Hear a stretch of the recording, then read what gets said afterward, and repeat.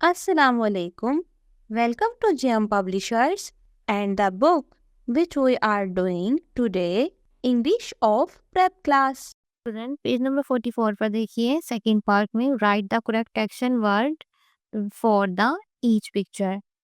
Drink, run, read, jump and brush कुछ words दिए गए हैं एक्शन वर्ड्स जो कि हमने इनकी करेक्ट एक्शन के मुताबिक लिखने हैं। सो फर्स्ट पिक्चर में देखिए बच्चा क्या कर रहा है, brush. So we use the word brush. Next picture में बच्चा क्या कर रहा है, बुक पढ़ रहा है। सो हम क्या यूज करेंगे, action word read. Third picture में बच्चा पानी पी रहा है, so we use word drink. Fourth में बच्चा दौड़ रहा है, तो we use word run. Last picture में बच्चा जंप कर रहा है, so we use word jump.